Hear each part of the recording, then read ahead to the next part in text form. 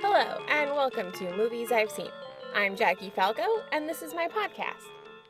Today's episode is a discussion between me and Sam about Ghostbusters Afterlife. And full disclosure, Sam and I have a Ghostbusters team, where we are Ghostbusters in Central Florida.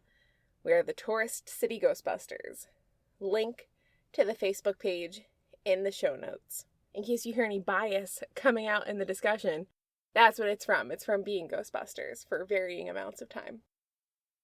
It's a long episode. I put in some chapters, so if one part is lagging, maybe you can skip to the next part. I did edit out a lot, but I wanted to keep the full range of personal stories and emotions in there because this movie means a lot to me and it means a lot to Sam.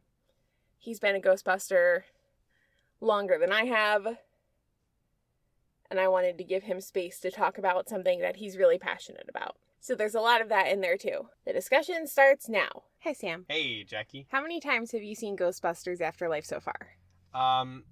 All the way through, probably 6, I think. I think I've seen it 3 times, and it is wonderful. Yeah. It's very, very enjoyable. This is a spoiler-full discussion. If you want to nope out before the spoilers, the basic review is it's a very, very good movie, heartwarming, engaging, very good pacing, really good acting. And it's a great sequel to Ghostbusters. Yes, agree. If you want to avoid spoilers, Goodbye. get out now. Good luck. Go watch it, then come back. I excel at explaining plots of things. All right, go ahead.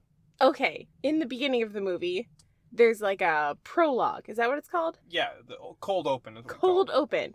There's a cold open, and it's a old man with a pickup truck who is fighting some sort of ghost entity. He's got a ghost trap. He's definitely a Ghostbuster, and it's definitely Egon. You can tell from the hair, and there's like some shots in the rearview mirror in the truck, and he is fighting a monster. He is driving really fast away from a mountain and a mine towards a farmhouse. Right, and he has a confrontation at the farmhouse where he holds up a ghost trap that's full of a ghost, and something is like trying to walk into the field in front of his house, but it stops, and then he flips a giant switch and some big coils in the yard fire up, but then they fail. There's a power overload or something, and Egon Spengler runs inside the house, hides the trap in a floor puzzle, and then a terror dog gets him, and he dies. Yeah. And his legacy is continued by his daughter, who hated him, actually. Yes. So it's sort of a interesting opening to the movie where we meet, her name is Callie. I feel like we don't hear her name a lot. They just call her Mom. Well, they do call her Mom a lot, but she says I'm Callie. All right. We meet Callie, but she's Phoebe and Trevor's mom. Yeah. So I'm going to call her the mom. Okay. And their landlord is putting an eviction notice up on their front door. Yeah. And she's like, my father just died. I'm going to go get some money from his estate and I'll come back and pay the rent. And the landlord's like, Well, and he's sitting there thinking about it, and then the power goes out because Phoebe is in the other room rewiring the entire apartment. Yes. To suit her science. Yes. So And she he's can run a lathe. Which is made from her mom's hairdryer.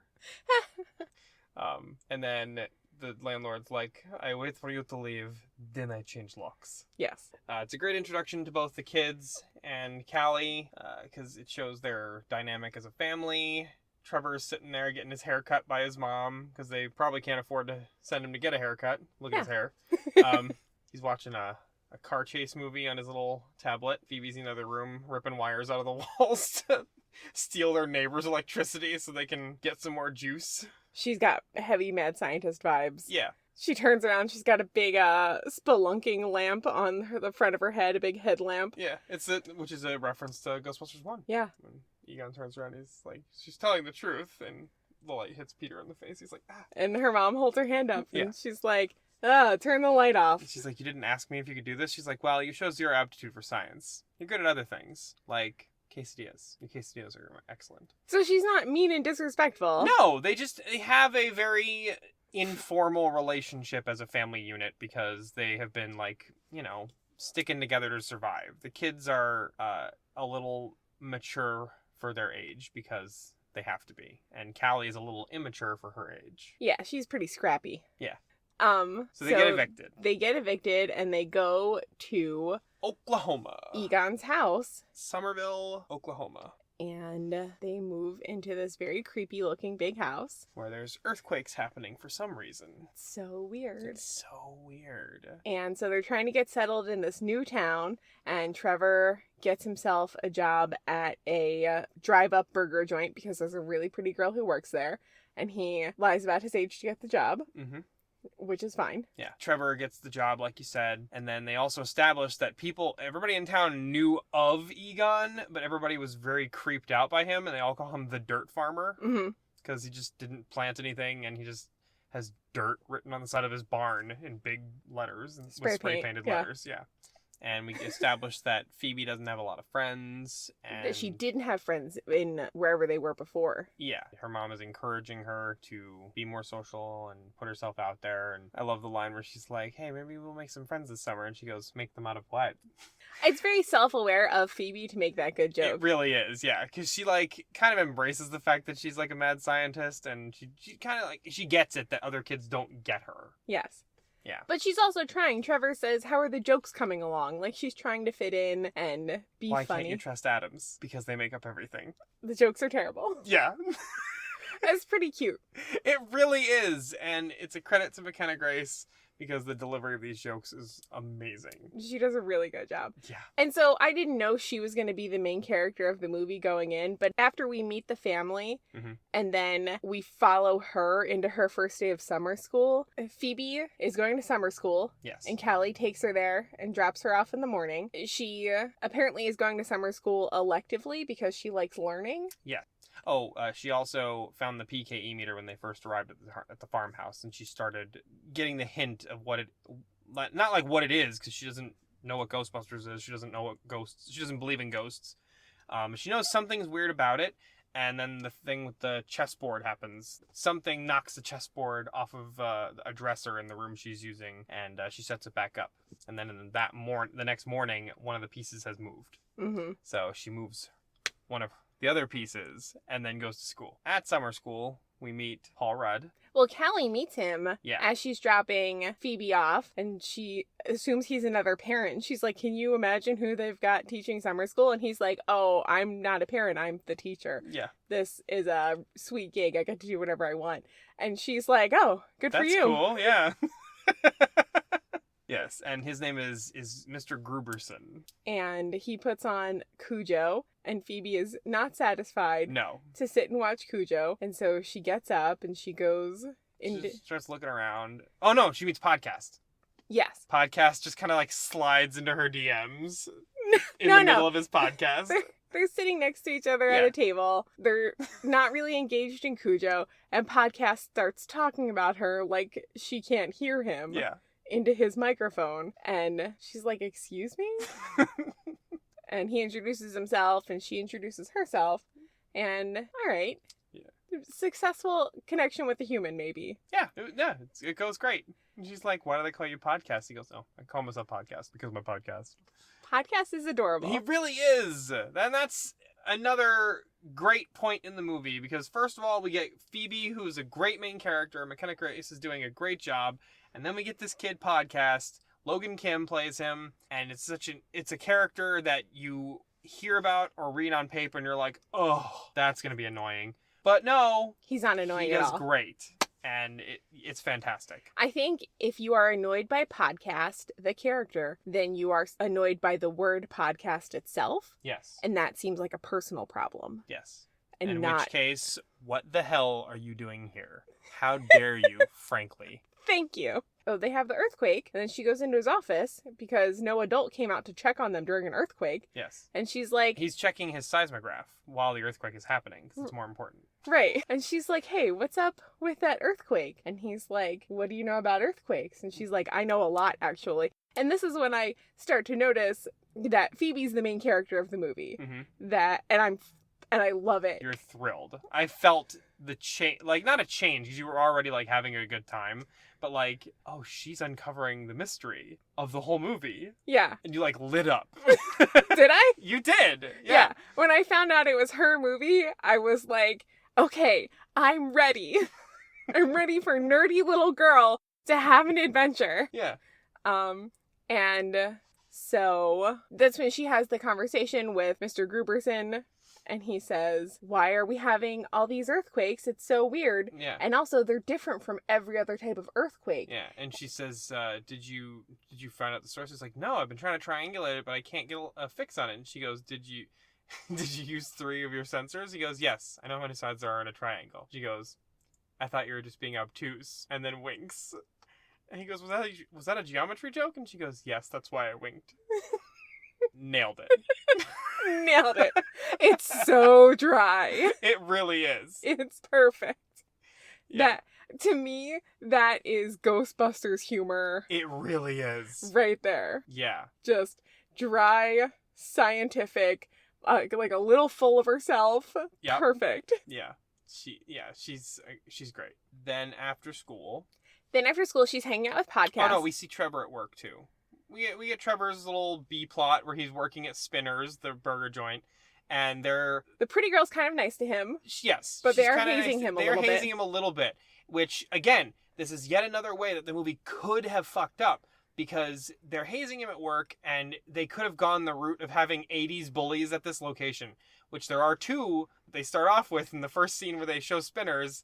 They're not being bullies. They're just kind of like being obnoxious cooks. Yeah, and they're teenagers. Who exist. Yeah, they just exist, and they kind of make fun of Trevor a little bit for flirting with Lucky, or trying to and failing. Yeah. And, but they're just giving him a hard time. Nobody's being mean to him. They're just giving him a hard time. And they're hazing him a little bit at work, and they're being normal about it. It's not anything bad. They're like, oh yeah, go do inventory. You have to count every individual frozen patty of meat. Sit in the freezer while you do it. Like, and nobody like locks him in the freezer. He's just sitting there with the door open, and he's like uncomfortable. Yeah. That's it. That's fine. And they're all kind of like chuckling about it. And he kind of like catches on. That's it. And it's normal, and it feels real. Yes, exactly. And Lucky comes in and like, here, you should wear my hoodie. And he's like, oh no, I'm fine. She's like, no, it's very masculine. It has a wolf on it. And he's like, oh, I'm surprised it fits me. And she's like, it's because of my boyfriend's. Oh, and he takes it off. Yeah. So, like, light hazing, but also she's kind of flirting with him a little bit, too. Yeah. Adorable. And then we move on. Phoebe and Podcast are walking around town after school, and Podcast is talking about how many dead people there are in Somerville. And he starts talking about, like, some spooky stuff. And wait, first, though. He says, here, wait, I gotta do a sound check. Tell me a joke. What do you call a dead polar bear? Anything you want. It can't hear you now. And the joke really lands. Podcast likes the joke. Yes, he likes her joke. And she's like, pretty hilarious joke. It's so cute. It really is. These kids are adorable. And the movie is just delightful. Yeah. But yeah, so Podcast is like spouting off his conspiracy theories about the town. He says the Illuminati run the movie theater. Yeah. And then the hardware store is run by lizard people. Yeah, for sure. Yeah. Yeah. And Phoebe says, I don't believe in ghosts. He's like, you don't believe in spirit? All the evidence. It's so cute. He's the Ray. And I said this to you, like, when we first watched this movie, I leaned over to you, I'm like, this feels like exactly how Ray and Egon met. Like, exactly it really does. This way. Egon was just thinking about science, and Ray just kind of rolled up and was like, hey, do you want to hear about the Illuminati? And Egon was like, I suppose. Very plausible. Yeah. And so he takes Phoebe to the mine, the Evo Shandor mine. Yeah. That has been closed down for a long time. And Yes. It was closed down, he tells us, because miners started flinging themselves down a pit. Yes. And they called it the Shandorian Curse. Yes. As he puts it, as he slides creepily behind a sheet. One thing I like about the character of Podcast is that he's so knowledgeable and he contributes so much to the movie. Yeah, and he's not right about everything, but, like, he clearly has a real passion for this stuff, and he does know important things that end up being important later. He just feels like a whole character, not like someone that was written to fit into this. Yeah, I point out that he's wrong about stuff, too, is because it's not like, oh, he just happens to know all the exact information they need. Like, no, Right. He says a bunch of random shit that's not correct at all. Right, because he's 12. Right, exactly, and he just reads online. Yeah. So then Phoebe goes home, and the chessboard has moved again. Yep, another piece. And so she moves a piece again, and then in front of her, a piece moves and knocks her piece off the board. Yes. Yeah. So she gets a little freaked out, and then the PKE meter that's in her bedroom starts lighting up, and she goes and picks it up, and the ghost that's activating the PKE meter is obviously Egon. It, leads her around the house. It opens doors, it lights up lights, and she follows it downstairs, and it shows her where the puzzle in the floor is. Yeah. And Callie is passed out drunk on the dining room table. Yeah, that's pretty unfortunate. Yeah. It seems like Phoebe's not plussed by this, though, so... Yeah, it's fine. This happens a lot. So, I'm gonna do a puzzle on the floor while Mom's having her happy time.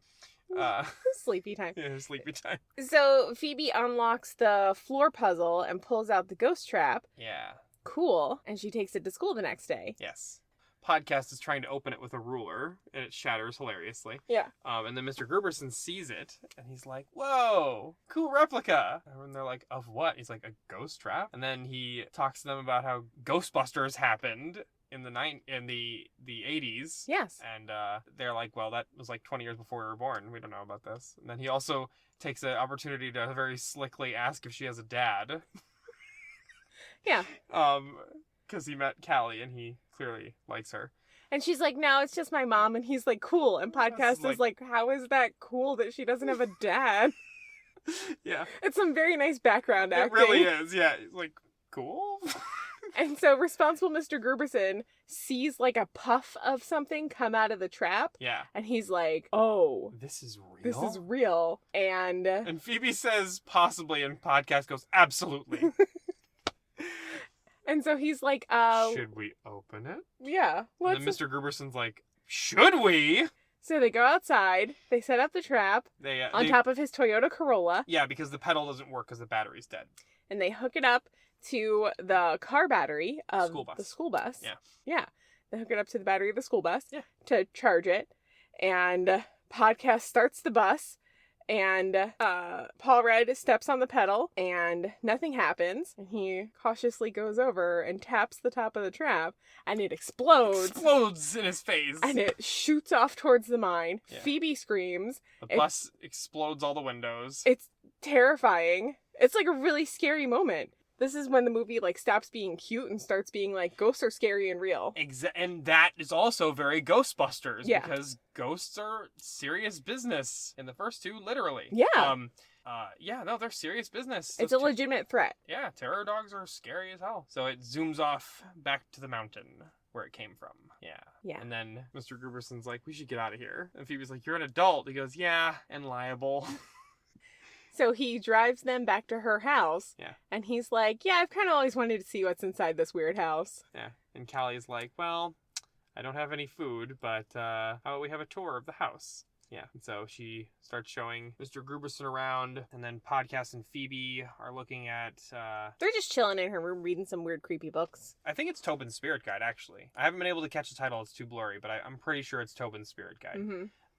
They're looking through it, and they find the entry on the terror dogs, and they're like, "Hey, that's the thing that came out of the trap." And then they read the entry on the terror dogs and Gozer, and we get our first hint. I mean, we know, of course, because we know what a terror dog is, but we get our first hint that Gozer's involved. And not Gozer. Yeah, that jerk. I thought we were done with him. And then we go back to Trevor at work, and he's like... So they're done hazing Trevor at work. Yeah. And they're like, "Come up to the mountain with us, hang out." And he's like, "Okay, cool." And then they ride up in the back of one of the guys' El Camino. Yeah, there's 2 cars going up there. It's very nice and real. Just a bunch of kids going to blow off steam after a day of work at a shitty burger joint. Yeah. And it seems beautiful. Yeah. Actually, the sun is setting over some plateaus, mountains, whatever they have in Oklahoma. I've never been there. It's a mixture. They have plains and they have some mountains and cliffs. And he's sitting in this shifty mine elevator with Lucky. Yeah. And talking about why he came to this town. And they're connecting a little bit. They're talking about Somerville, and she says, "What does it say about me if I never leave here?" And he's like, that you don't have a car? Yeah. It's funny. It lands. Yeah, it does. And then something starts rumbling, and she jumps out, and she's like, "Get out!" And he gets out. they look down and they see smoke and lightning down there, and then they hear something go, Gozer. Yes. And then, kablooey! Something shoots up out of the mine. Yeah. Yeah. And it scares all the kids. Yeah. And then they kind of start laughing, like, when something scary happens. Yeah. And you're young and nobody's hurt. And then you go like, we're fine. Yeah, yes, we're fine. That was weird. It was weird. So we cut back to the farmhouse, and Mr. Gruberson and Callie are in the kitchen looking at some stuff. And he finds a map that's written in cuneiform, but it's a map of Somerville, which doesn't make any sense, because as he tells it, Somerville is less than 100 years old, and cuneiform is thousands of years old. And she's like, oh, that's weird. And he's like, don't you find this fascinating? And she's like, no. No, she's just not interested. She just doesn't like anything to do with science or weird things. Or history. Or history. I don't know what she does like. Whiskey. That's not much of a personality. Phoebe is outside with the PKE meter following it around, and it leads her to the shed out back, which leads her to the secret basement laboratory. Entrance by fire pole. Yes. And so in the secret basement, it's a lab. Yeah. And Egon, well, the ghost of Egon, shows her around and shows her where the proton pack is and shows her how to repair it. Yeah. And she is blown away by all of this cool stuff in the secret basement. Yeah, and she also finds some weird flight suits with some kind of logo on the side. I don't know. Something weird. And then she goes to her bedroom later and she watches an old Ghostbusters commercial on YouTube. Yeah. And it's the one from the first movie. It is. And she writes down the phone number. Yeah. And then Callie comes in, and Phoebe slaps the laptop closed real quick, and she's like, what are you doing? She goes, experiments. And then Callie goes, ugh, lame. And she tries to ask her mom, like, what kind of scientist was Grandpa? And she's like, the kind that repels loved ones. Like, she's just shutting her down completely. She does not want to tell her anything about Egon. No. And they end on a fine note, because that's when they talk about, I'm going out to dinner with Gary tomorrow, so I just want you to know ahead of time. So the next morning, Trevor is out exploring the property, which has a bunch of empty cars behind the house. Yeah. And he goes into the barn. Yeah. And he finds the Ecto. Yeah, he finds Ecto-1 underneath a tarp. Trevor has been established to be good with cars. Yes. During the montage of them driving out to Oklahoma, he's like fixing the car, which is broken down on the side of the road.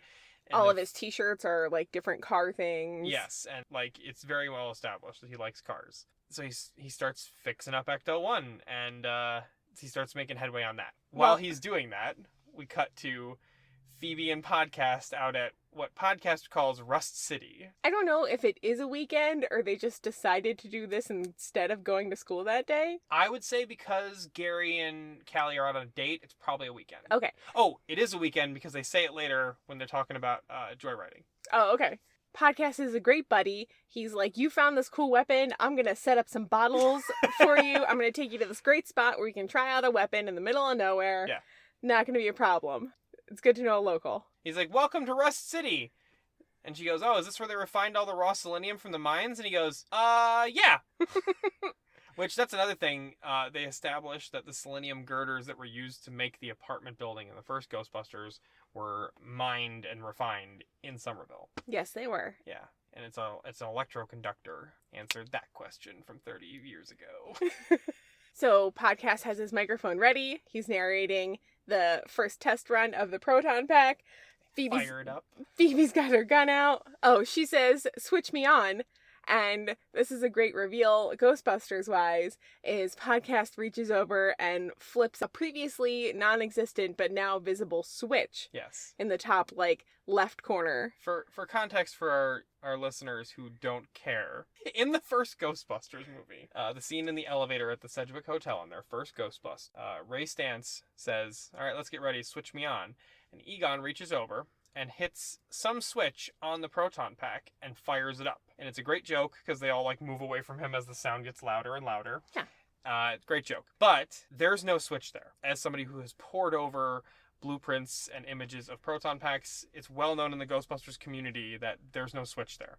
So this is how we know Jason Reitman is one of us, because he added a switch to the proton pack in the location where Egon's hand went to in the first movie. Yes. To turn on the proton pack. Yeah. So there's now a switch there, it's a thing. Thanks, Jason Reitman. We very much appreciate all you've done.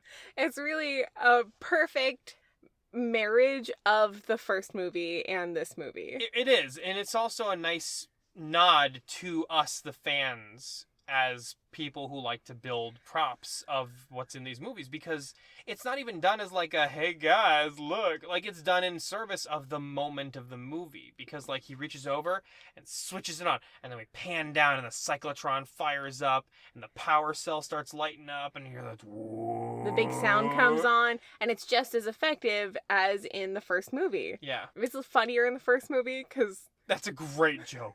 Yeah. But here, like, it's a big deal. This is a tiny little girl wearing a huge proton pack. Oh my god, her putting on that pack is so adorable and funny. But yes, the joke in this first movie is a better joke. It's much funnier and drier. Just that straight shot of the three of them, and then just start pressing against the other wall, and Ray's like, "Are you guys moving away?" This isn't really a joke scene. This is a pretty serious scene. Yeah. I mean... Then it becomes a funny scene because she unloads the proton pack on those bottles. And annihilates the bottles and what they were standing on and just completely disintegrates it. And she's like, did I get it? He's like, it doesn't exist anymore. It's cool. And then Podcast is like, let me shoot it. Give me the gun. Give me the gun. And then they hear something in the building behind them. So they go to check it out. Phoebe's like immediately, hey, like, let's go check it out. And then marches off with her proton gun in front of her like all of us did when we were children.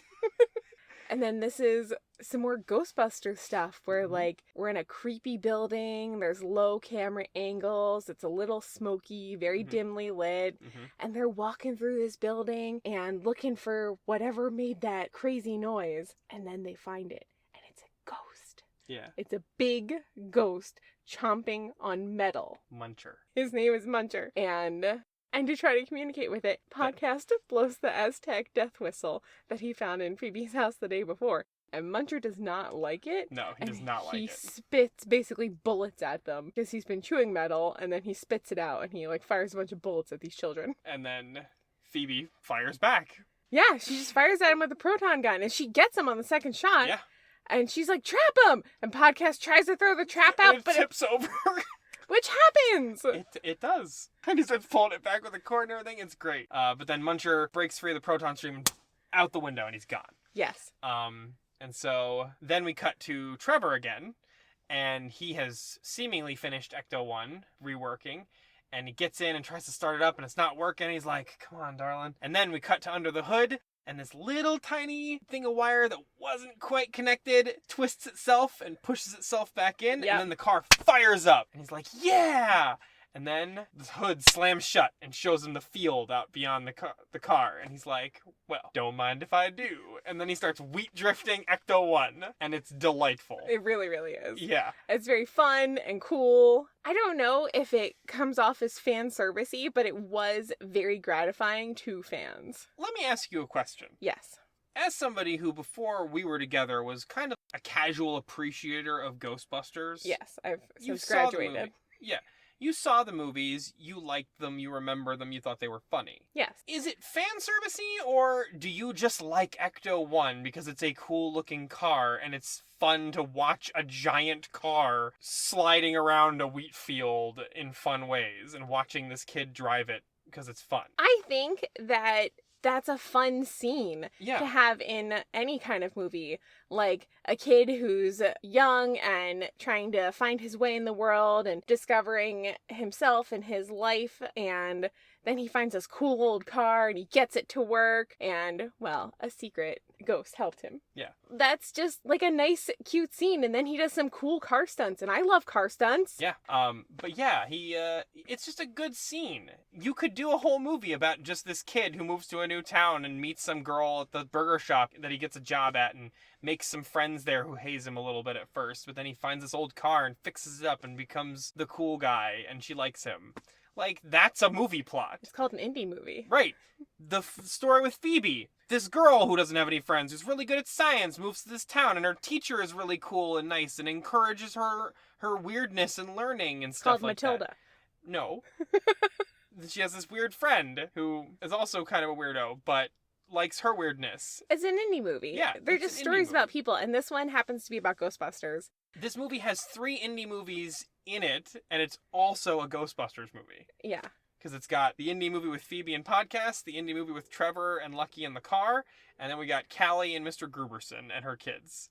Like, those are 3 different indie movie plots. They're all interwoven together, and it works perfectly, and there's also a Ghostbusters movie in there. Yes. And it's delightful. Yes, I agree. And so Trevor's drifting around on the wheat fields, and he finally gets to the road. He launches himself out of the field onto the road, and it's amazing.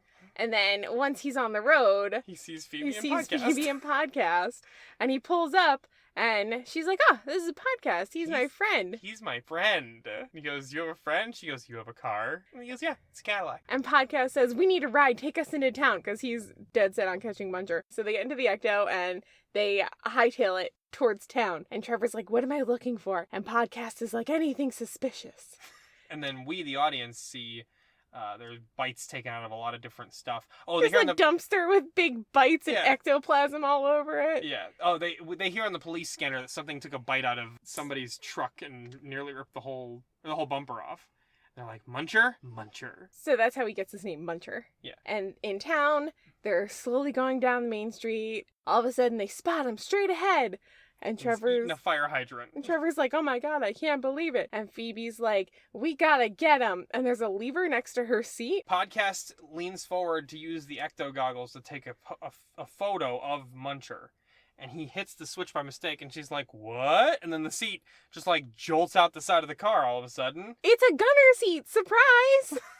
She Yeah. didn't know that she picked the best seat. Did it have its own proton pack attached to the gunner seat? It has a proton pack mounted and wired directly into the car. And so, from hanging out the side of the car, Phoebe is trying to shoot Muncher, and Podcast is going to try to trap him with a remote control trap on wheels. Yes. It's a great car chase. It's a They great car chase. Follow Muncher all through town.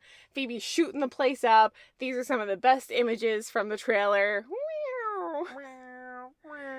Yeah, they're like bat turning around corners and screeching tires. It's fun and exciting.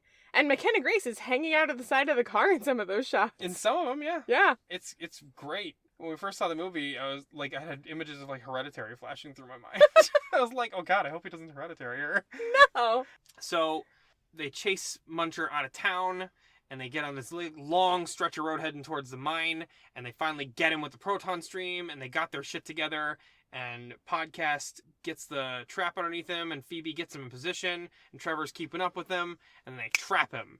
And then they do another handbrake stop turn like TJ Hooker with the Ecto. And they all jump out and high five. Yeah, and then Trevor's like, hey, wait a minute, I was here last night. Weird stuff happened. And then as they're heading back to town, they get pulled over because they just drove this very, very conspicuous car through town at high speed, blowing things up. And they get pulled over and... Taken to jail. The children get taken to jail.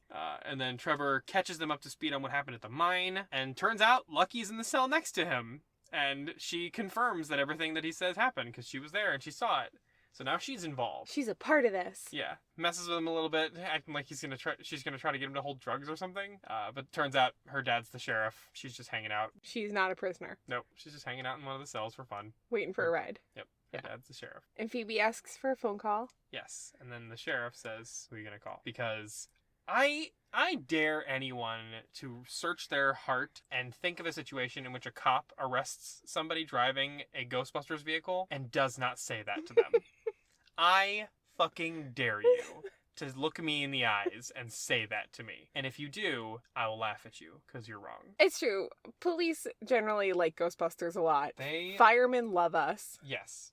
Wherever we go, people in uniform generally like Ghostbusters too. But anyway, while they've been tearing around town in the Ecto, Gary and Callie went on their date, got to know each other a little bit, and now they've shown up at the police station at the tail end of their date. Well, Phoebe calls Ray. Oh, yeah. Phoebe uses her phone call to call Ray. Yeah, she calls the number from she had the commercial. It written down, and she calls, and Ray's a cult, and Ray is like, I don't want to hear about Egon Spengler.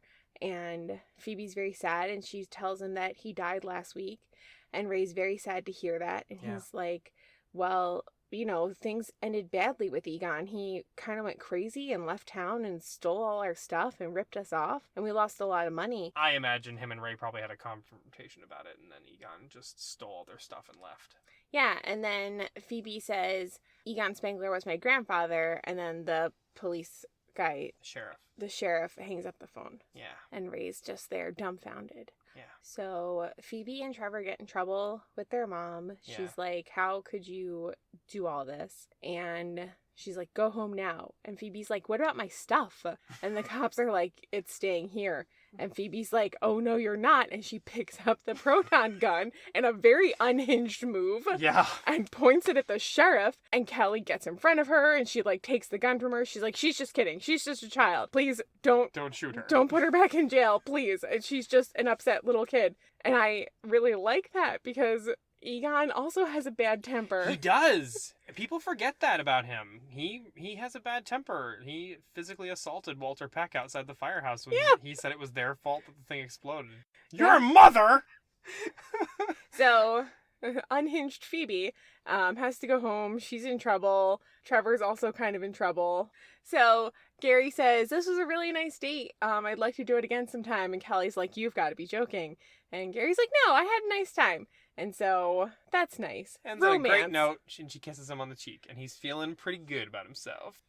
So then, he, post-date, heads to Walmart, as one does. And he's just vibing himself, doing his that date was successful strut. Gonna get some ice cream? Getting some ice cream, chamocha, and then heads over to the toppings aisle, gets some blue velvet, not red. And then what happens, Jackie? Well, there's a bunch of marshmallows in the toppings aisle. Interesting. Any particular brand of marshmallows? There's Stay Puft marshmallows. The best marshmallows on the market. And then there's a little Russell, and he looks over, and a little tiny Stay Puft Marshmallow Man is peeking out of the bag of Shamos. And he face plants. He face plants on the shelf, and he stands up, and he's got these little diamonds in his marshmallow tummy from the shelf, and it's so cute. And then all of a sudden, it bites Gary's finger. Yeah. Pokes him. And then there's 10 of them, then there's 20, then there's 50. They're riding around in a Roomba all of a sudden. It escalates real quick. Yeah. They're very comically suicidal. They're walking on top of grills. And homicidal. They're killing each other and themselves. It's adorable and hilarious and a little creepy. Yeah, they're it really does have some Gremlins or Ghoulies vibes going on with these guys. I think if I were a child, I would be creeped out by it, but as an adult, I'm delighted by it. Kids love them too, so. Good. Yeah. They're very cute. They really are. And then Gary's walking around and he hears something in the empty Walmart and he looks and there is a giant bag of Purina dog chow with a giant terror dog eating the dog chow with his whole head in the bag. And it's an amazing looking terror dog. It's not CGI. Nope, it's a practical puppet effect and it looks amazing. It looks so good. It's just like the original. And which still holds up, so still great. Yeah. And Gary throws the ice cream at him and it bonks. Well, he tries to calm him down first. He's like, hey, buddy. And then it roars at him. And then he screams and chucks the ice cream. And he bonks the terror dog on the head with the ice cream and just takes off running. And I love that shot where he's running through the Walmart and the dog is behind him, throwing all the stuff left and right. Just wreckage. Yeah, just exploding as it's plowing through everything. It looks so good. Yeah. And then he gets outside because it slips and falls, and he manages to get outside, and he's going for his car, and then the terror dog explodes out the front window doors, and then he dives through the broken windshield of his car and tries to get away, but terror dog jumps on the hood and sits there just like Cujo, and then it gets him. Yeah. And I like that they did this little detail too, because in the movie he shows the kids Cujo, and then he shows them Child's Play, and the dog and the little mini Stay Puffs are kind of like Cujo and Child's Play, so he's getting his comeuppance, I guess. I guess. That's so funny, is it, Gary? Next day, Phoebe and Podcast and Trevor and Lucky, because they're all in on this now, are at Spinner's, and they set up a table, and they got the map of Somerville and the mine all splayed out. They're gonna figure this out. Yeah. Phoebe's like, all right, do you see the concentric circles around the mine? And Trevor goes, no. And she goes, "Do you see the circles?" And he goes, "Yes." And it's a great line. So basically, they all combine their information. Trevor says, "I saw this. I heard the name Gozer." And Podcast is like, "Gozer? I did some digging on Gozer. Here's some information about Gozer." And then Lucky says, "Ivo Shandor, his name's on all the buildings in this town. He owns the mine. He built, like, everything in this town." And then Phoebe says, "This makes sense. Grandpa had a plan." So they're all finally pull their information, and now they're on the trail of the mystery. Mm-hmm. I love this part in a movie. Yeah. And then they're like, well, there's only one way to find out what's going on in that mine. Get in that dangerous mine elevator and go down inside of it. Brilliant. So they get in a dangerous mine elevator and they go down to the mine. There's a pit of lost souls with 4 proton packs aimed at the center of it. Yeah, it's got he's got. It has a proximity alarm attached to a PKE meter. So when the wings on the PKE go up, it triggers the proton packs to go on to keep the... They cross the streams and fire that beam down into the pit to push it back down. Yes, it keeps the pit of souls at bay. Yeah. I assume that's the pit that the miners were throwing themselves down? Yes. And that's what's causing the earthquakes. Every time the spirit level in the pit rises to come up, because they find a bunch of dates, like a bunch of years written in the walls of this Gozerian temple down inside the mine. And 2021 is the date of the next cross rip that's going to happen, when Gozer's arrival can happen. Mm-hmm. So it keeps trying to happen, and Egon has rigged up these proton packs to cross the streams and push it back down. But it's clearly only a stopgap, because his main plan was to capture Gozer and finish what the original Ghostbusters started in 1984. So he just was trying to keep Gozer from rising until he could get ready to do his plan. In this mine, there is a glass coffin with the corpse of Ivo Shandor in it. Yep. Cool. And then as the ghosts start to rise, he like opens his eyes and like turns and looks at Podcast. So he's not completely dead. The corpse is moving. Very creepy. Yeah. And it's J.K. Simmons, Mm-hmm. because of course it is. So that's how they figure out the rest of what's going on. Gozer's coming. Egon had a plan. He set up this thing to keep them from rising, and that's what's causing the earthquakes. And we got to figure out a solution to this. So they're going to go home and tell Mom. Meanwhile, Callie finds the PKE meter. Well, it goes off while she's alone. It, alerts her to its presence. Yeah. And Egon, shows her where his secret lab is. And she's like, yeah, this is great. And then he shows her that he had pictures of her, and he had a lot of photos of her, and he actually missed her, and he stayed away for her own safety. Yeah. And it's very emotional for her. Yeah. And Egon he probably just wasn't fit to be a parent, and he probably knew that. But also maybe he didn't realize how much he actually did care, because he's a guy who's very not self-aware of what he's capable of in terms of being a human being. Mm-hmm. He's a lot funnier, and he has a lot more emotionality than he thinks he does. He thinks he's very Mr. Spock, but he's Mr. Spock in the new movies. And you see that because in the picture wall he's got little notes oh, this picture made my pulse rate go up a little bit. He's scientifically measuring the love he feels for his daughter. Yeah. It's very... Egon. Yeah, and then she sees it and she starts to cry a little bit, but we don't have time for that because... She gets attacked by a terror dog. Yeah. So there's always 2. So, the kids come home and their mom is Zool now. Bummer. Yeah. And she jumps out the window and runs to go meet Vince Clortho. Yeah, because the mountain is now exploding because meanwhile, Gary Gruberson as Vince Clortho has sabotaged the proton pack rig at the mountain. And so now the well's bubbling over and here comes fucking Gozer. Whether you're ready or not. Yep. Keymaster and the Gatekeeper get together, quote unquote, formally, as they put it. And that's what unleashes Gozer. Mm-hmm. So Gozer's here now. And the kids get a plan, they put on some jumpsuits, and they're ready to do the fight. Yeah, so they go to the police station, and all the cops are out because they're dealing with all the sudden flood of ghosts that have come into Somerville, and they're causing chaos everywhere. They're being overrun. Yeah, so the kids run into the police station, and they go to the impound area, and... Trevor and Lucky get the car out of the shop. Yeah. and Phoebe and Podcast go into the evidence room, and Phoebe says something funny where she's like, "Oh, just more guns." No, he says... You hear guns clattering to the ground. There's a whole box of guns on the floor. It's Oklahoma. There's a lot of firearms. And they find the equipment in a jail within a jail. And so Podcast reaches in and sets Muncher free, and he chews himself out of the jail. Yeah. And then they can access their stuff. Yeah. And they're like, we'll deal with that later. We have Gozer problems right now. Much bigger problem. So they got a plan, and they get in the Ecto, and they go to the mountain. They get down. Because their plan is, they established earlier, their plan is that Gozer needs both the Keymaster and the Gatekeeper. So if it doesn't have them, it can't be there. Like, right. Their plan is to suck it up and take away its power.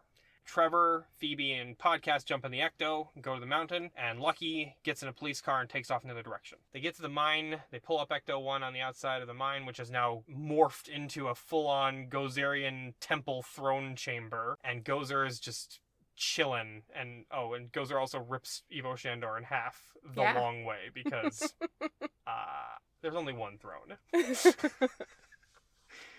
So she's just lounging on the chair, and Phoebe comes out and she's like, "Excuse me." "Yeah, hi." And she starts telling jokes to distract Gozer, and it's adorable, and it's effective because Gozer is like, "There's an ant telling me jokes." What is happening? This distraction run is so Podcast can position the remote control trap underneath Callie as the terror dog. Zool. A.k.a. Zool. Gozer's like, "Are you prepared to die?" And Phoebe goes, "No, I'm 12. Are you?" And then they suck up Zool, and it rips half of Gozer's essence out with it. It's awesome. They grab Callie because she turns back into a human, and they grab Callie, throw her in the car. Trevor guns it, and they take off, and Podcast is driving the RC trap after them. Yes. And then they do a running commentary like in Terminator to catch Callie up on what's happening. And Vince Clortho's chasing them down and trying to get the ghost trap to set Zool free. And Phoebe is on the gunner seat, and she leans out of the car and blasts him to get him off their trail. And then Callie's like, "Phoebe, you're And Phoebe goes, "I'm a scientist." It's great. She's a Ghostbuster. She's a Ghostbuster. We know what she actually was saying. Yeah. So they're coming in hot, and they smash through all the junk fences out front of the property. Mm-hmm. And they skid to a halt on the farm, and they all hop out with the ghost trap, and Trevor and Podcast stay in the car. Phoebe and Callie run up to the porch, and then the swirling vortex of energy shifts from the mountain over the farmhouse, and Gozer's coming, and it's all unstable and it looks amazing there. It's so cool looking. It's stomping its way across the field just like the terror dog ghost was before. Mm-hmm. And then Phoebe's got the ghost trap held out in front of her, come and get it. Just like Egon did. And then they fire up the capacitors, but they don't know that they failed last time, so they fail again this time. And then suddenly Lucky kicks open the door behind Phoebe, and she's got the Spengler proton pack on, and she blasts Gozer. And then Trevor busts out of the side of the car with the gunner seat, and he goes to blast Gozer too. But his proton stream doesn't work.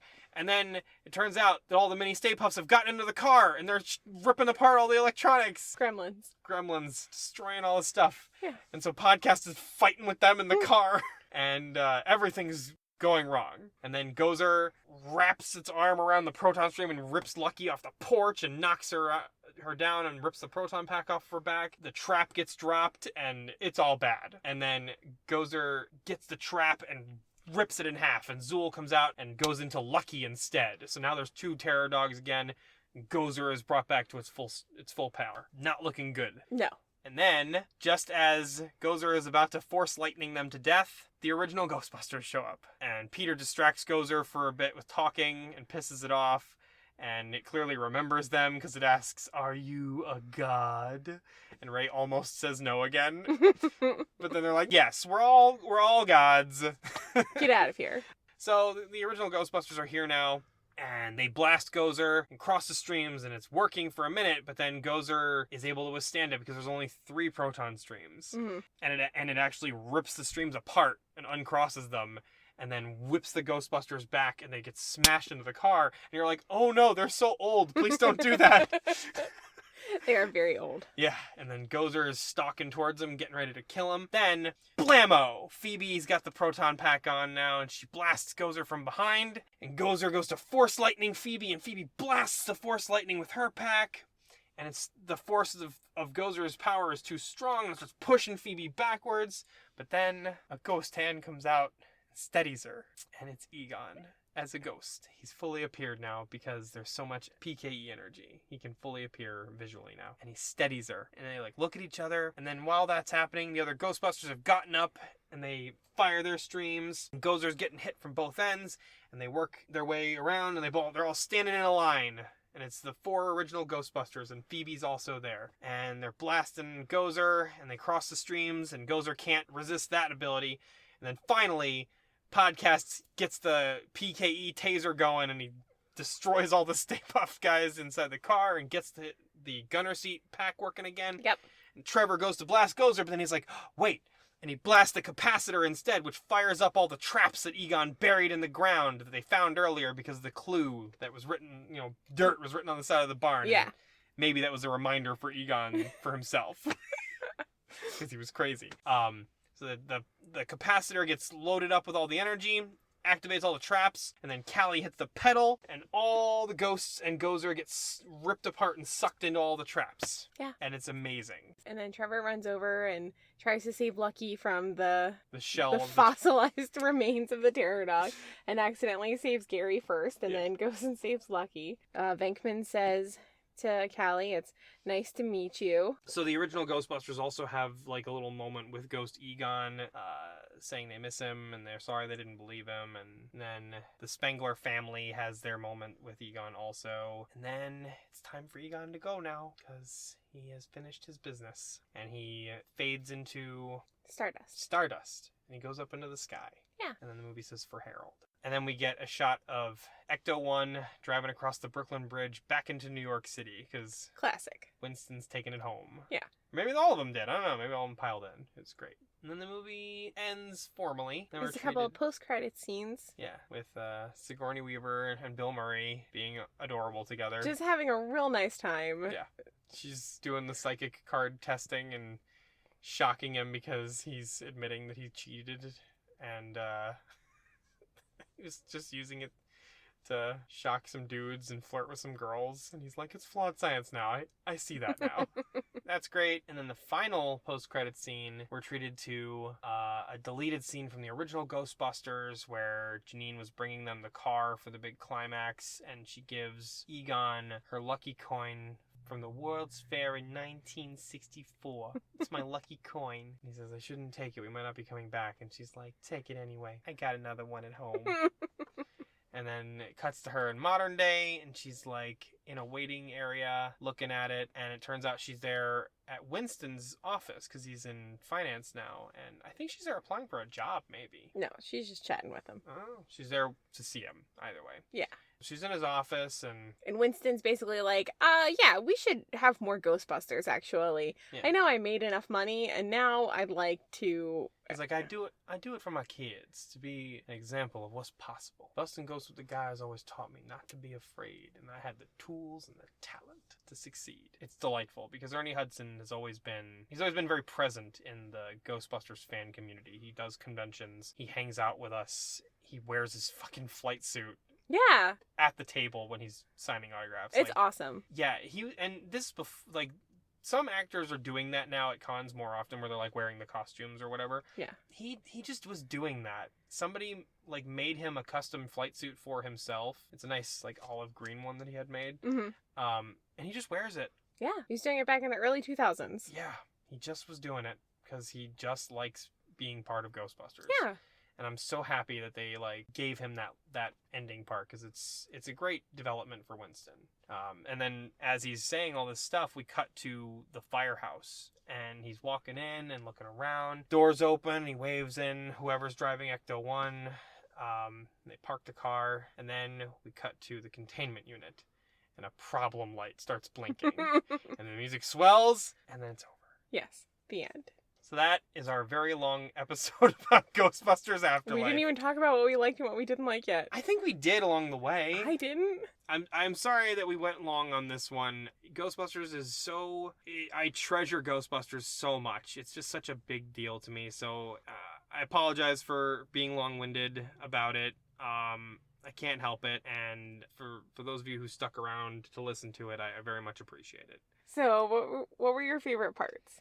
My favorite parts were, I really loved the new characters. That was one of the things I was concerned about when the trailers started dropping and everything, is I was worried that I wasn't going to like the characters. They weren't going to be, they weren't going to feel like they fit in the universe. But McKenna Grace did a fantastic job. She did. Logan Kim is hilarious, and he does great work with a character that's so easy to make annoying. Yes. And he's not. He's a delight, and he's great to watch. He's very funny. Finn Wolfhard, he doesn't get a lot of business in the movie. I know there's a longer cut of the movie that exists. I'm sure a lot of his stuff ended up in that stuff that got cut. That's fine. He's not the main character. Mm-hmm. Phoebe's the main character. It's her story. I thought he did a great job supporting her. Yeah, the dynamic of Trevor and Phoebe also was really great to see. I wish we'd gotten a little more of it. I understand why we didn't. Make sense, but it reminded me of me and my sister a lot. I really like it when siblings are non-adversarial in things. Yeah. I think one of my least favorite things about Jurassic World was how adversarial, those brothers were. Yeah. And I know that was kind of part of what was happening in the movie, is, they started to get closer to one another, but they really started out, so far apart. And I know I didn't always get along great with all 5 of my siblings. But generally... You guys were a team. Yes, we were a team. Yeah, and that's how it is. Sometimes we subdivided into other teams so we could play tournaments against each other. Yes, but it was never Game of Thrones. No. It was always Smash Bros. Yes. Everybody brawls, but then at the end of it, we're all still friendly Nintendo characters. Because that's what your sisters and you are. You're all very crazy Nintendo characters. Thank you. You're Kirby. Thank you. I am Kirby. So the characters were, again, another strong point. Yeah. I didn't think that it was going to be this person's the Venkman, and this person's the Egon, and this person's the Ray. But, a little bit it was. A little bit, but not, blatantly. In a very gentle way. They just, naturally... I mean, Jason Reitman, he wrote the script, right? Jason Reitman and Gil Keenan wrote the script. Okay. And so it's easy to see how they took attributes from the original 4 Ghostbusters and gave them to other people in the movie, since Phoebe was obviously going to be the Egon. Yeah. Because she's related to Egon. Yeah. And Trevor, it's applicable too, because Trevor is also a little bit Egon, because he's kind of a genius in that he is able to fix up that car with no money and very little time. They're both pretty smart. Yeah, they're both very smart, but they applied it differently. Mm-hmm. And well, I think that Gary is the Louis Tully. Yes. But in a very effective and updated way. Yes. Also, we were talking about it a little bit, and we said that Lucky was kind of Winston because she's the everyman or whatever. But Winston's kind of the Venkman if you think of... Or, sorry, but Lucky's kind of the Venkman if you think about it. That's what I said initially. Did you? Yeah. I don't think you said that to me. I did. You're the only person I said it to. Oh, I don't remember you saying that. But yeah, no, Lucky's kind of the Venkman because she's really cool, and she's kind of the one hey, what's up? Yeah. She can talk her way out of situations. She is very smooth and knowledgeable and has an easier time getting along with anyone she wants to get along with. Yeah. But also, she is kind of the Winston, too, because she is the every person, and... I think Trevor is the Winston because a lot of his job is, support, utility. He's not a creative director of the Ghostbusters. He's yes, I see the circles. I don't know what concentric means. Yeah. Yeah, that's a good point. And he's the driver, yeah. Yeah. He's the muscle. Yes, he is the muscle. Yeah. So yeah, I guess but that's the cool thing, is that you can't pin them down to just one character. If you really want to put them in a box, you can, but they all have their own personality and their own strengths, and it's great. It's a great new team. Yeah. It's a great dynamic. It is. And yeah, again, characters. Great high point of the movie. My other thing that I love about the movie is how fucking funny it is. Yeah, it's really funny. Earlier when I said I was worried about the characters, that wasn't the thing I was most worried about. I was most worried about the fact that it might not be funny. Because the trailers kind of painted it to be, it looked awesome, it looked fun, and it looked like Ghostbusters, but I was worried it wouldn't feel like Ghostbusters because it wasn't going to be funny. It looked a little serious. Well, I ran into a woman in the bathroom at Miller's Ale House while I was in my flight suit one night, and she was like, "Oh, are you excited about the new movie?" And I was like, "Yeah, I am." And she was like, "It looks kind of serious though, doesn't it?" And I turned to her and I was like, "Well, there was some pretty serious stuff in the first movie, actually. The librarian, Dogs. the librarian, the terror dogs." And she was like, "Oh yeah, you're right." And then she was like, "Yeah, I'm gonna go see it." I was like, "Okay, good." You won that one over. But yeah, it was an extreme relief because the first time we were watching the movie, the opening scene is very serious, and I'm like, okay, it was very serious, but their opening scene of the original Ghostbusters was serious. Let's hope the people are funny now. And then they cut to the family, and they start being funny in very dry, sarcastic ways, and I'm like, okay, thank God, here we are. Big relief. Here we are. Yeah. So that was great. It was very funny. It doesn't try to be funny. It succeeds at being very funny. It was nice watching that B-roll footage and behind-the-scenes stuff where you can see Jason Reitman, like, watching McKenna Grace on the monitors and, like, laughing at the jokes that he wrote for her. Yeah. Like, that's perfect. That is successful filmmaking. Yeah. I don't want to do this movie versus 2016. We're not going to do that. No. I will say one thing. Go ahead. And the difference there is the difference in comedy style. People out there listening, feel however you want to about the 2016 movie. I don't care. It's fine. You can feel that way. What I'm saying is there are two very distinctive styles of comedy. Mm-hmm. And Ghostbusters is very dry, sarcastic, character-driven, smart dialogue. Yes. 2016 did those really long takes where people just say things and that it's funny. It was improvisational comedy. Improvisational comedy, and it doesn't feel like Ghostbusters, and it's not succinct, it's not tight, it's not well crafted. Maybe there are a few one-liners in there that are funny, but like I can't think of any. It doesn't contribute to the proceedings. All the comedy in the movie contributes to the proceedings, and that was what I was very happy to see in Ghostbusters Afterlife. The obtuse triangle joke is in service of the film. Yes, because they're talking about him triangulating the location of the source of the earthquakes. They are talking about the science of the plot, and they are also showcasing Phoebe's personality. Yep. And it's so nice that she's, like, trying. Yeah. She found her people. That's the thing. She finds her people. Podcast, Mr. Gruberson, they appreciate her as a person. Yeah. And she also seems to get along okay with Lucky, too. I mean, yeah, they don't... Yeah, because Lucky kind of laughs at her joke on the elevator, too. Yeah. So, not for nothing, but the jokes seem to work. It's a good idea, Trevor. Thanks. Yeah. It was Trevor's idea. Yeah, it was. But yeah, the brother-sister dynamic, though, I felt that. Because, like, I grew up... My sister's autistic, so it's... You know, she's not a science genius or whatever. But she's very smart. She's very weird. And... Yeah. She's very socially awkward. Mm-hmm. And I felt that kind of, like, protective nature where you're trying to, like, help her interact with people, and but she's her own person, and she's gonna find her own way. Yeah. So, like I said, the dynamic between the two siblings really, really, really, really reminded me of my own childhood or adolescence. I think if you look at... I'm definitely going to make a lot of comparisons to the original two movies. If you look at the first two movies and you say what are the strengths of those movies, it's the characters. Absolutely, absolutely. So I would say having the characters be the best thing about the movie, for sure. Some other movies have succeeded doing the same kind of thing, too. Like, I would say Hellboy kind of feels very similar in that way, too, because... They've got, like, serious supernatural stuff happening. Yes, but there's it's a plot. being executed by characters who have great rapport with each other, good dialogue, and we like them as people. Their relationships are important. Right. And that's what ties everything together. It's a human element, even though over half the cast of that movie is not humans. It's human elements that make the supernatural stuff feel real and feel like we can relate to something that's happened. Right. The supernatural stuff is not the stakes of the movie. Yeah, no, it's not. We're concerned about how these characters are going to come out in the end. Yeah. Because, like, at the end of the day, we all know it's a movie, and we know that Gozer is not going to take over the world and destroy it. We know. We know they're going to win. The point is, are they going to be okay at the end? Right. The point is, Phoebe gets to say to her mom, tearful, like, why didn't you tell me my grandfather was Egon Spengler? Why didn't you tell me, like, I'm not as weird as I've always felt that I am? And that's a valid complaint for her to have. Yeah. And it could have given her, it could have alleviated that, like, self-doubt. Yeah. And Callie's reasoning for not wanting to talk about him and fearing that, like, telling Phoebe about him would just make Phoebe more distant.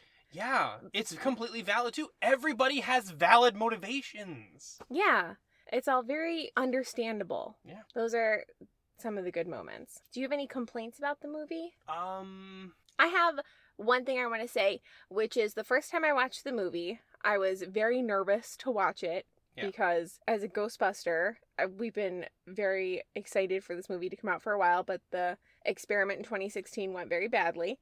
And I was just nervous for this whole thing, and you know how audiences react to stuff. And so the first time that we watched it, I really tensed up when Ray and Winston and Peter showed up at the end.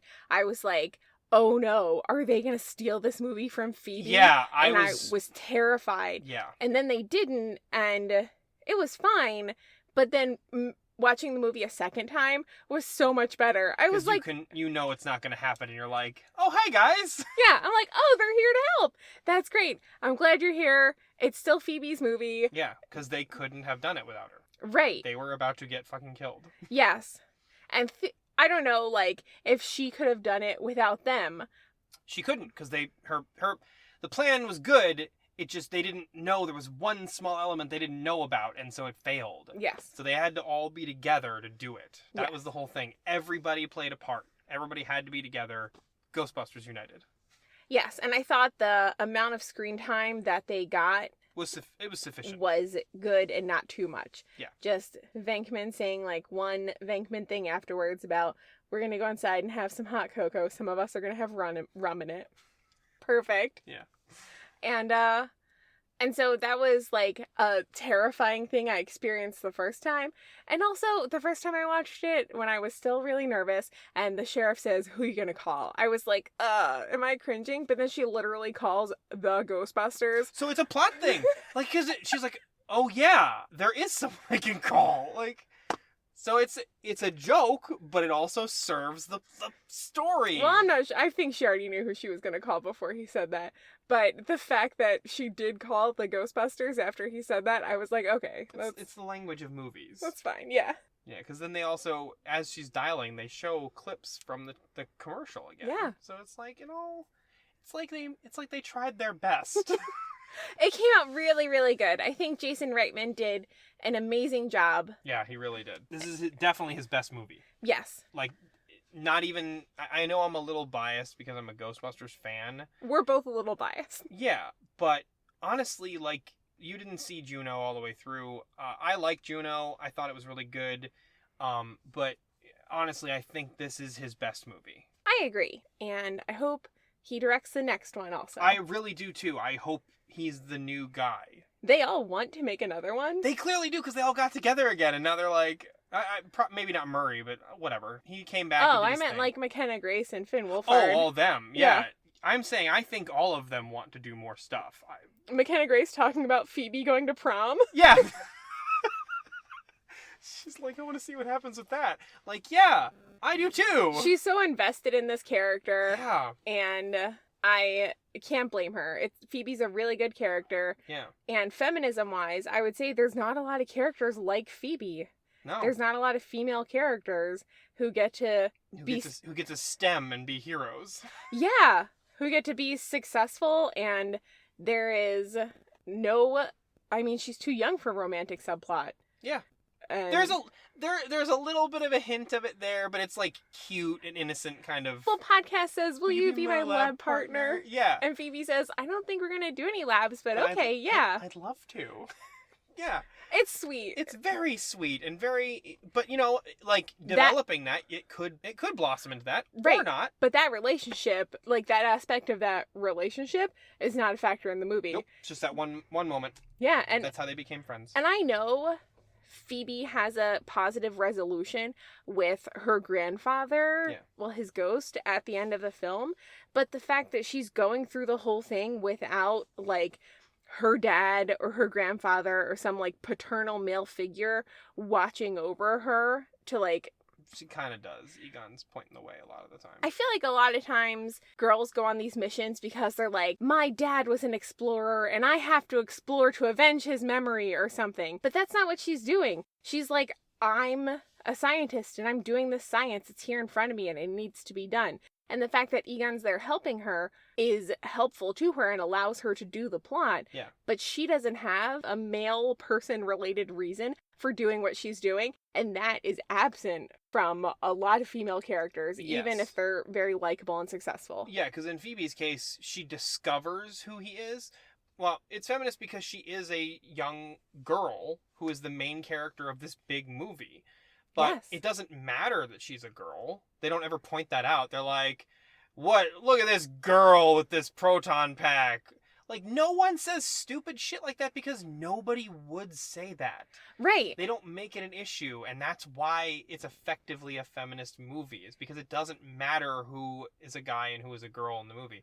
All those characters are completely interchangeable gender-wise. Yeah, they are. And I think that's a success. And I think that now that I'm thinking about it, feminism-wise, I'm like, why aren't feminists more excited about this movie? Is it because she's prepubescent? It might be part of that, but it's also because of the disaster that happened with the last one. Oh. Because they still, not all of them, there was that huge thing where they were calling a bunch of Ghostbusters fans sexist monsters if you didn't like the movie, and I feel like that carried over, and I feel like the new one's getting ignored because of that. It's really unfortunate, too, because this movie does a much better job. This is a much more effectively feminist film than Ghostbusters 2016.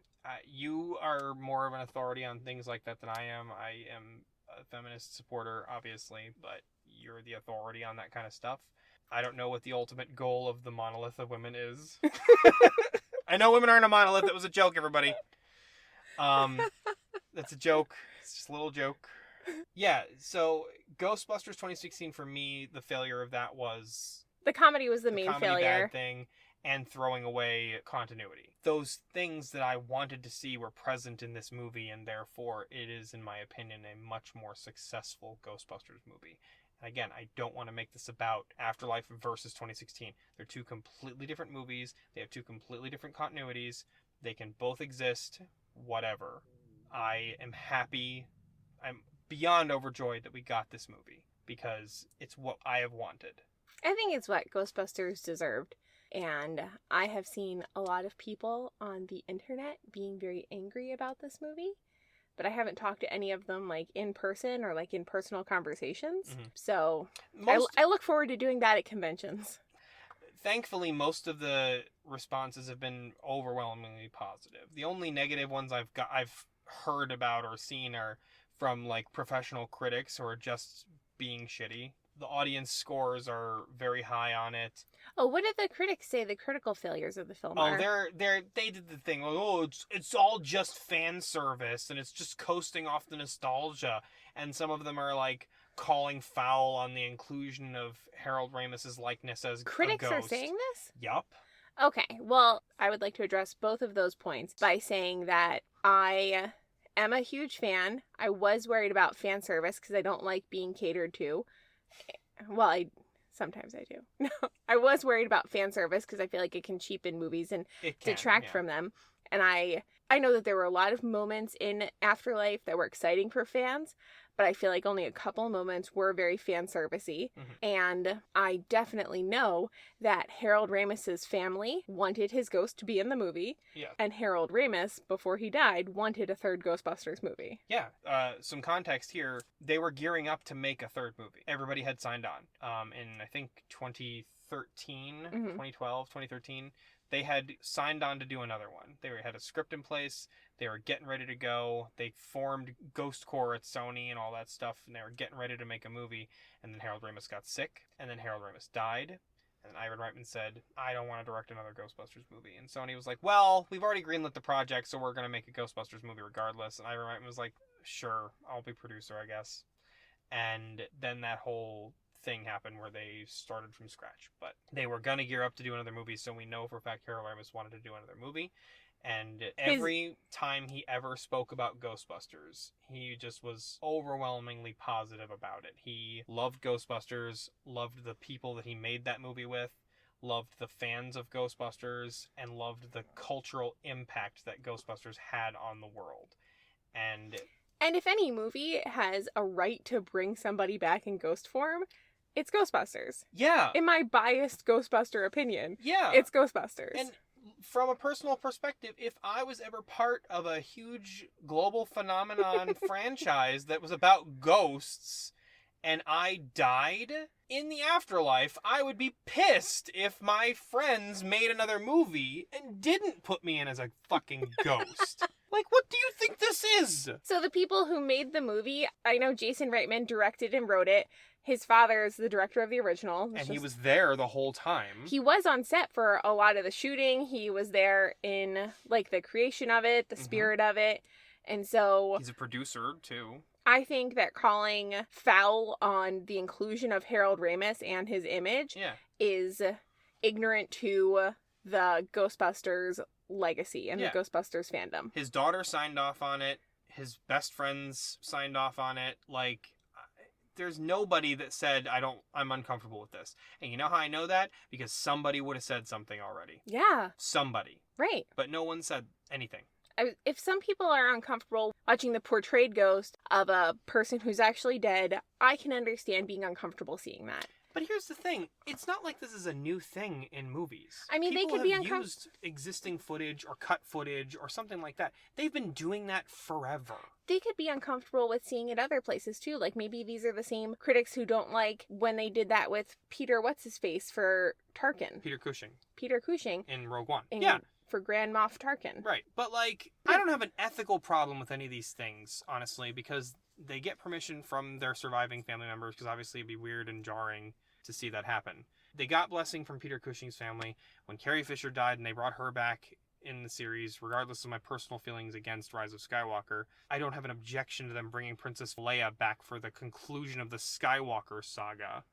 And her daughter was in the movie in a main role. She was in the previous movie, too. Yeah. So, like, these people have support to do these things. And as long as you have that, it's fine. So I think, as a film critic, if you want to say, I don't like this, it makes me uncomfortable, and that's one reason I didn't like this movie, I rely on film critics to say, like, their personal feelings about movies. Yeah. And if I have agreed with them in the past, it helps me judge whether or not I can use their opinion to tell if I'm going to like something.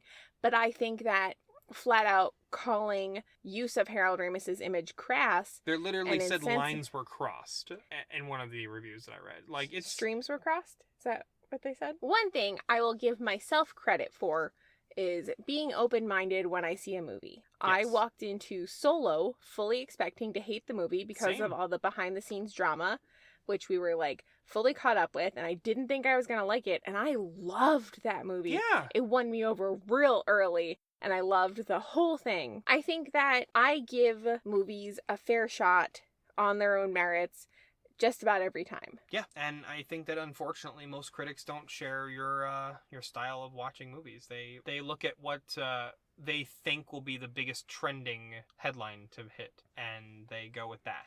Can I say something about podcasting as, like, a film podcaster? That when I first tried to do this a couple years ago, after recording several episodes and releasing them and feeling good about it, I started watching movies with a voice in my head that was like the commentary that I thought that I would be making later, and I was like, oh, that's bad. I gotta get rid of that. Whatever that is, that has to stop because it's fucking with my enjoyment of the movie. Yeah. And so I stopped for a while until I could just watch movies like normal again, and then later think about them. Yeah. And talk about them naturally, and that's where I'm at now. I don't think of my criticisms while I'm watching the movie. I'm able to just sit and watch a movie. Yeah. And if you can't do that, then don't be a critic. Right. I think that's the biggest, that's a great succinct way of putting it. Right. Like, I'm still reacting to the movie in real time. I'm like, ooh, I like that. Ooh, I don't like that. But I'm not preparing what I'm going to tell other people about it while I'm watching it. I'm just, like, having my own personal reactions. And then later, I tell them to you. Yeah. And I record it. Oh, we're recording, aren't we? And I edit it. And I post it. Yeah. I really loved Ghostbusters Afterlife. I was surprised by how much I liked it. I hoped that I would like it. And I really, really did. And then I watched it 2 more times, and I liked it more every single time. Do you want to go watch it tonight? Kinda. Yeah. It'd be fun, right? Yeah, kinda. Yeah. All right. Maybe we will, audience. We're gonna go watch it again. Do you have anything else you want to say about it? Just that, on a personal note for me, Ghostbusters just hits in a very specific place in my heart that is not occupied by, I don't think, anything else, honestly. Mm-hmm. We were talking about this a little bit the other day. As far back as my memory goes, Ghostbusters and I think Ninja Turtles are there. They're always part of my life, part of what I loved, and I was obsessed with them. And the difference between them is that Ninja Turtles has never really been given the serious treatment because it's been made for younger kids. Yes. And caters to that audience. And that's fine. Mm-hmm. It's always been like, whoa, Ninja Turtles! But Ghostbusters was always a much more mature thing, and that's the part of me that latched onto it, was I watched the movies before I watched the cartoon. And the cartoon was always, like, supplemental to me. It was like, I'd like to see more Ghostbusting adventures, please. But, like, the movies were always where it was at for me. Those actors playing those characters. And I always took Ghostbusters pretty seriously because Ghostbusters took itself kind of seriously. Yeah. And seeing it finally again on the big screen in a new thing that was real and had so much effort and heart put into it. It's obvious that everyone who worked on this production really loved it. Yeah. The prop makers, people are just crazy about Ghostbusters, and I really love that they made this movie. And I think that if you have recently watched the originals as an adult and you just flat out genuinely enjoyed them, then you should go watch this. I've talked to people who don't have like a special attachment to the original Ghostbusters. I talked to somebody who has never seen the original Ghostbusters, and she saw the new one. She was like, oh, it was really good. I think I'm going to go watch the originals now. Like, it's just a good movie on its own because, like I said, we were talking about earlier, it's 3 indie movies rolled into one, and it also has a Ghostbusters plot. You can watch this movie without having any idea of what happened in the other movies. Maybe some moments won't hit as hard for you, but if you allow yourself to be invested with the characters that you're meeting in this movie alone, you become invested because they're invested. I think so too. Stevie watched this and she liked it, and she's not a big fan of Ghostbusters. Yeah. Although she has seen it because you forced her to. She has an acceptable respect for Ghostbusters. Okay. You hear that, Stevie? You have an acceptable respect for Ghostbusters. I was going to say cursory knowledge, but okay. Sure, that too. Yeah. Well, thanks for talking about Ghostbusters Afterlife with me, and thanks for having a Ghostbusters team that I can be a part of, and thanks for putting your slime blower on me back in 2008 when we first got together. It was really fun to wear. Real quick, I want to tell one story. Okay. So you remember how I've been trying to get you to do Ghostbusting with me? Yes. And you kept saying no? Because you were too cool to do costumes and stuff at that point? I wasn't too cool to do costumes. I was just too cool to do Ghostbusters. Right. And then I decked out my car as an ectomobile, and we were coming out of Publix. Yes. And I was still talking, and you were kind of like on the fence about doing it because you had started to like Ghostbusters more and more the longer we were together, because you would like accompany me to events or like see pictures from the events and like see how cool it looked or whatever. I don't know. That's my impression of what you thought. And we were walking out of Publix, and I was like kind of convincing you. And I was like, all right, well, I guess just think about it for a little bit, please. That's all I ask. Just think about it. And you're like, all right, I'll think about it for real. And then as we're approaching the car, there's a little girl standing there looking at the car, like her jaw open, looking at this car. And then I go, hi. And she goes, hi, is this your car? And I go, yeah. And she goes, are you a Ghostbuster? And I'm like, I am, yeah. And then she looks at you, a lady who looks real cool, and she's like, are you a Ghostbuster too? And I just look at you and I go, yeah, Jackie, are you a Ghostbuster too? And you just look at me and you look at her and you go, yes, I am. And then you became a Ghostbuster in that moment. I had to for that little girl. For all of them. Yeah. And you've had moments like that with other kids too. Yeah. Like, yeah. It's nice being a lady Ghostbuster. Yeah. It's just another type of hero for them to aspire to be. Yeah, thank you. You can be tough. Monsters aren't so scary. That is a nice story. Yeah, I love that story. It's one of my favorite memories of us. I love you too. I love you too. There's no room for that in this serious podcasting business. Podcasting business. Very cool. As a podcast, I just want to give a shout out to Podcast the Character for promoting our medium. Yeah. Word Up Podcast. All right. I would be on Mystical Tales of the Unknown Universe. Mystical Tales of the Unknown Universe, contact me and we can collab. Yeah. MTW. Well, that was Ghostbusters Afterlife. Thanks for listening. I hope you enjoyed the discussion. If you have any ideas or comments you want to reach out, my email is in the show notes. Feel free to reach out. If you are a Ghostbuster, I definitely want to hear from you. Come find us on our Facebook page. I know it's been a while since I uploaded my last episode, but I was really busy with some personal stuff. Don't worry, everything's fine and back to normal now. Got several episodes in the pipeline, ready to come out. That would be in the can. We've got several episodes in the pipeline. Thanks again for listening. Don't forget to subscribe, and I hope you have a really nice week. I'll talk to you soon.